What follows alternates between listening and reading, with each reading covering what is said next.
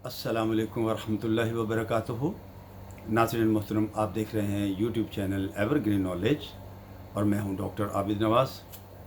उम्मीद है कि आप हमारे इस चैनल को सब्सक्राइब कर चुके होंगे और अगर अभी तक नहीं किया तो नाज़रीन अब कर लीजिए ताकि हमारी तमाम वीडियोस आपको बर वक्त मिलती रहें।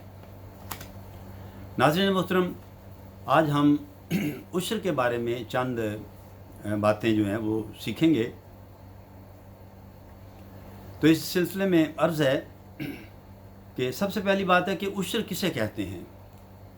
तो नाज़रीन मोहतरम, ज़मीन से नफ़ा हासिल करने की गरज से उगाई जाने वाली शय की पैदावार पर जो ज़कात अदा की जाती है उसे उश्र कहते हैं। हवाला फतावा हिंदिया, किताबुल ज़कात, बाबुल सादिस, जिल्द 1 सफ़ा 185। ज़मीन की ज़कात को उश्र क्यों कहते हैं? नाज़रीन, ज़मीन की पैदावार का अमूमन 10वां हिस्सा बतौर ज़कात दिया जाता है, इसलिए इसे उश्र यानी 10वां हिस्सा कहते हैं। अब हम उश्र के फ़ज़ाइल के बारे में चंद जो है वो मालूमात हासिल करते हैं। उश्र देने की क्या फ़जीलत है?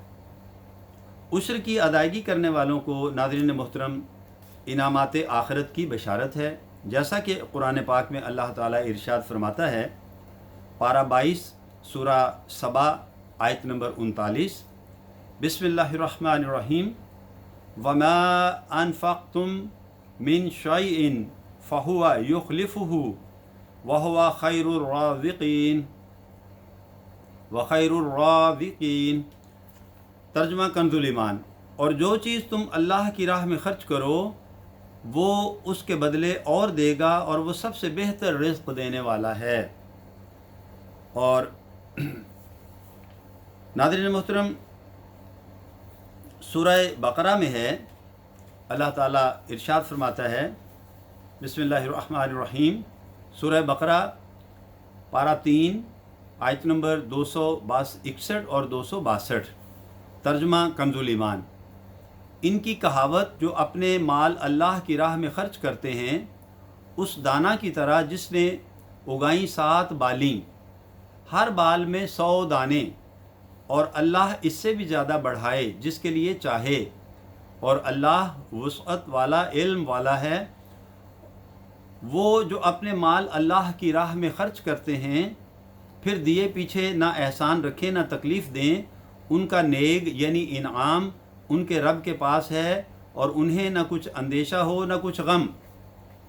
नाज़रीन मोहतरम, नबी करीम सल्लल्लाहु अलैहि वसल्लम ने भी तरगीब उम्मत के लिए कई मुकामात पर राह खुदा अज़्ज़ा वजल में ख़र्च करने के कई फ़ज़ाइल बयान फरमाए हैं।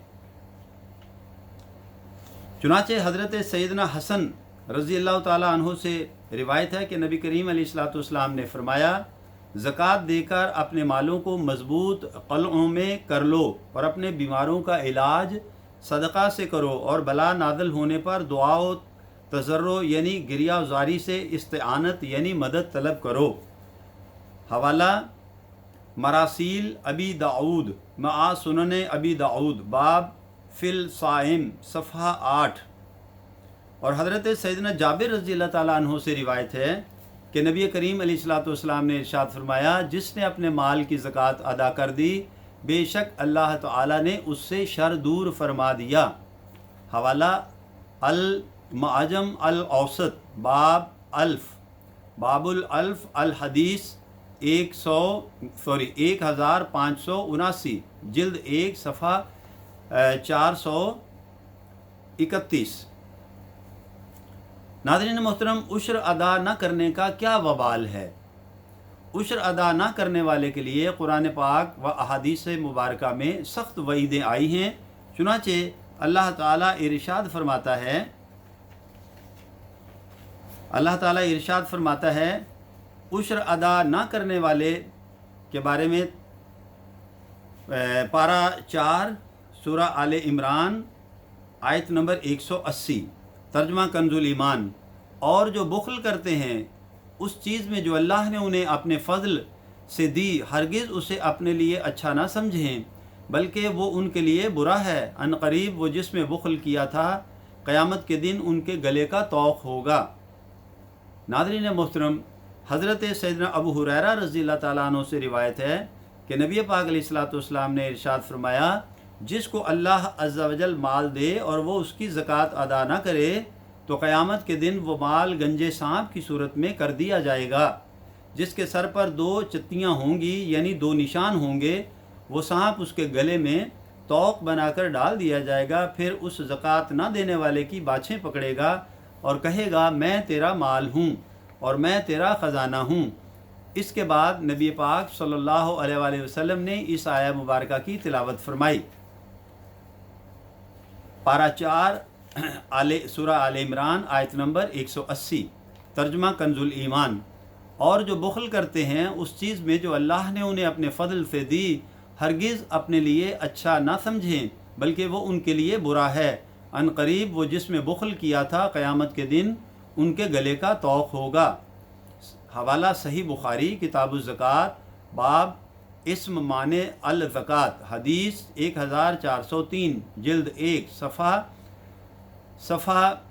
474۔ ناظرین گرامی، حضرت سیدنا بریدہ رضی اللہ تعالیٰ عنہ سے روایت ہے کہ نبی پاک علیہ الصلوۃ والسلام نے ارشاد فرمایا، جو قوم زکوٰۃ نہ دے گی اللہ عز و جل اسے قحط میں مبتلا فرمائے گا۔ المعجم الاوسط، حدیث 4577، جلد 3، صفحہ 275۔ ناظرین گرامی، حضرت سیدنا امیر المومنین عمر فاروق اعظم رضی اللہ تعالیٰ عنہ سے روایت ہے کہ نبی کریم صلی اللہ علیہ وسلم نے ارشاد فرمایا، خشکی و تری میں جو مال تلف ہوتا ہے وہ زکوٰۃ نہ دینے کی وجہ سے تلف ہوتا ہے۔ حوالہ کنز العمال کتاب الزکوٰۃ، حدیث نمبر 15803، جلد 6، صفحہ 131۔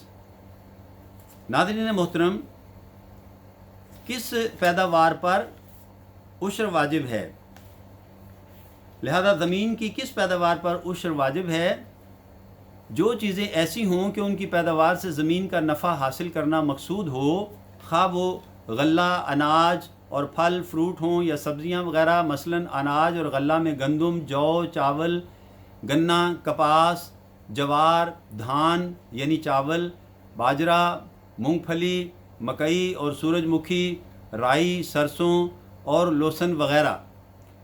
اسی طرح ناظرین گرامی، پھلوں میں خربوزہ، آم، امرود، مالٹا، لوکاٹ، سیب، چیکو، انار، ناشپاتی، جاپانی پھل، سنگترا، پپیتا، ناریل، تربوز، فالسا، جامن، لیچی، لیمو، خوبانی، آڑو، کھجور، آلو بخارا، گرما، اناناس، انگور اور آلوچا وغیرہ۔ اسی طرح ناظرین محترم، سبزیوں میں ککڑی، ٹینڈا، کریلا، بھنڈی توری، آلو، ٹماٹر، گھیا توری، سبز مرچ، شملہ مرچ، پودینہ، کھیرا، ککڑی یعنی تر اور اروی، توریا، پھول گوبھی، بند گوبھی، شلغم، گاجر، چقندر، مٹر، پیاز، لہسن، پالک، دھنیا اور مختلف قسم کے ساگ اور میتھی اور بینگن وغیرہ، ان سب کی پیداوار میں سے عشر یعنی 10واں حصہ یا نصف عشر یعنی 20واں حصہ واجب ہے۔ حوالہ فتاوی ہندیہ کتاب الزکوٰۃ، باب السادس، جلد 1، صفحہ 186۔ ناظرین محترم، اللہ تعالیٰ نے سورہ انعام میں ارشاد فرمایا، پارہ 8 سورہ انعام آیت نمبر 142، ترجمہ کنز الایمان، اور اس کا حق دو جس دن کٹے۔ ناظرین محترم، اس زمن میں امام اہل سنت، مجدد دین و ملت، پروانہ شمع رسالت، الشاہ امام احمد رضا خان علیہ رحمۃ الرحمن لکھتے ہیں کہ اکثر مفسرین مثلاً حضرت ابن عباس، طاؤوس، حسن، جابر بن زید اور سعید بن المسیب رضی اللہ تعالیٰ عنہم کے نزدیک اس حق سے مراد عشر ہے۔ فتاوی رضویہ، مخرجہ کتاب الزکوٰۃ، جلد 10، صفحہ 65۔ نبی کریم صلی اللہ علیہ وآلہ وسلم نے ارشاد فرمایا ہر اس شے میں جسے زمین نے نکالا اس میں عشر یا نصف عشر ہے۔ حوالہ کنز العمال کتاب الزکوٰۃ باب الزکوٰۃ حدیث نمبر 15873 جلد 6 صفحہ 140۔ ناظرین گرامی، حضرت جابر رضی اللہ تعالیٰ عنہ بیان کرتے ہیں کہ رسول اکرم صلی اللہ علیہ وسلم نے فرمایا جن زمینوں کو دریا اور بارش سیراب کرے ان میں عشر یعنی 10واں حصہ دینا واجب ہے، اور جو زمینیں اونٹ کے ذریعے سیراب کی جائیں ان میں نصف عشر یعنی 20واں حصہ واجب ہے۔ حوالہ صحیح مسلم کتاب الزکوٰۃ حدیث نمبر 981 صفحہ 488۔ نصف عشر سے ناظرین کیا مراد ہے؟ نصف عشر سے مراد 20واں حصہ یعنی 1/20 ہے، 1/20 ہے۔ حوالہ بہار شریعت جلد 1 حصہ 5 صفحہ 916۔ ناظرین محترم، عشری زمین میں جو شہد پیدا ہو گیا اس پر بھی عشر دینا پڑے گا۔ حوالہ الفتاویٰ الہندیہ کتاب الزکوٰۃ جلد 1 صفحہ 186۔ کن فصلوں پر عشر واجب نہیں؟ ناظرین، جو چیزیں ایسی ہوں کہ ان کی پیداوار سے زمین کا نفع حاصل کرنا مقصود نہ ہو ان میں عشر نہیں، جیسے ایندھن، گھاس، بید، سرکنڈا، جھاؤ یعنی وہ پودا جس سے ٹوکریاں بنائی جاتی ہیں، کھجور کے پتے وغیرہ۔ ان کے علاوہ ہر قسم کی ترکاریوں اور پھلوں کے بیج کہ ان کی کھیتی سے ترکاریاں مقصود ہوتی ہیں، بیج مقصود نہیں ہوتے، اور جو بیج دوا کے طور پر استعمال ہوتے ہیں مثلا کندر، میتھی اور کلونجی وغیرہ کے بیج، ان میں بھی عشر نہیں ہے۔ اسی طرح وہ چیزیں جو زمین کے تابع ہوں جیسے درخت، اور جو چیز درخت سے نکلے جیسے گوند، اس میں عشر واجب نہیں۔ ناظرین گرامی، البتہ اگر گھاس، بید، جھاؤ یعنی وہ پودا جس سے ٹوکریاں بنائی جاتی ہیں وغیرہ سے زمین کے منافع حاصل کرنا مقصود ہو اور زمین ان کے لیے خالی چھوڑ دی تو ان میں بھی عشر واجب ہے۔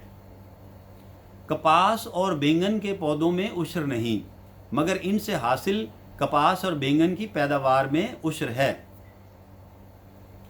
حوالہ در مختار کتاب الزکوٰۃ باب العشر جلد 3 صفحہ 315، اور اس کے علاوہ فتاویٰ ہندیہ کتاب الزکوٰۃ باب الفادث فی زکوٰۃ زرع جلد 1 صفحہ 186۔ ناظرین محترم، عشر واجب ہونے کے لیے غلہ، پھل اور سبزیوں کی کم از کم کتنی مقدار ضروری ہے؟ تو اس کا جواب یہ ہے کہ عشر واجب ہونے کے لیے ان کی کوئی مقدار مقرر نہیں ہے، بلکہ زمین سے غلہ، پھل اور سبزیوں کی جتنی پیداوار بھی حاصل ہو اس پر عشر یا نصف عشر دینا واجب ہوگا۔ حوالہ فتاویٰ ہندیہ المرجع السابق۔ ناظرین محترم، اگر ان کی پیداوار کا مالک پاگل اور نابالغ ہو تو اس کو بھی کیا عشر دینا ہوگا؟ تو اس کا جواب یہ ہے کہ عشر چونکہ زمین کی پیداوار پر ادا کیا جاتا ہے، لہذا جو بھی اس پیداوار کا مالک ہوگا وہ عشر ادا کرے گا، چاہے وہ مجنون یعنی پاگل اور نابالغ ہی کیوں نہ ہو۔ فتاویٰ ہندیہ کتاب الزکوٰۃ باب الفادث فی زکوٰۃ زرع جلد 1 صفحہ 185۔ ناظرین محترم، کیا قرض دار کو عشر معاف ہے؟ تو جواب ہے قرض دار سے عشر معاف نہیں، اس لیے اگر قرض لے کر زمین خریدی ہو یا کاشتکار پہلے سے مقروض ہو یا قرض لے کر کاشتکاری کی ہو، ان سب صورتوں میں قرض دار پر بھی عشر واجب ہے۔ حوالہ در مختار و رد المختار کتاب الزکوٰۃ باب العشر جلد 3 صفحہ 314۔ ناظرین گرامی، علامہ عالم بن علا الانصاری رحمۃ اللہ علیہ فرماتے ہیں کہ زکوٰۃ کے برخلاف عشر مقروض پر بھی واجب ہوتا ہے۔ فتاویٰ تاتار خانیہ کتاب العشر جلد 2 صفحہ 330۔ ناظرین محترم، کیا شرعی فقیر پر بھی عشر واجب ہوگا؟ جی ہاں، شرعی فقیر پر بھی عشر واجب ہے، کیونکہ عشر واجب ہونے کا سبب زمین نامی یعنی قابل کاشت سے حقیقتاً پیداوار کا ہونا ہے، اس میں مالک کے غنی یا فقیر ہونے کا کوئی اعتبار نہیں۔ حوالہ من العنایا والکفایہ کتاب الزکوٰۃ باب زکوٰۃ الزرو جلد 2 صفحہ 188۔ ناظرین، آج کے بیان کے لیے اتنا ہی۔ امید کرتے ہیں کہ آپ کو ہماری آج کی ریکارڈنگ پسند آئی ہوگی اور آپ اسے لائک، شیئر اور سبسکرائب بھی کریں گے اور اپنی قیمتی رائے سے بھی آگاہ کریں گے۔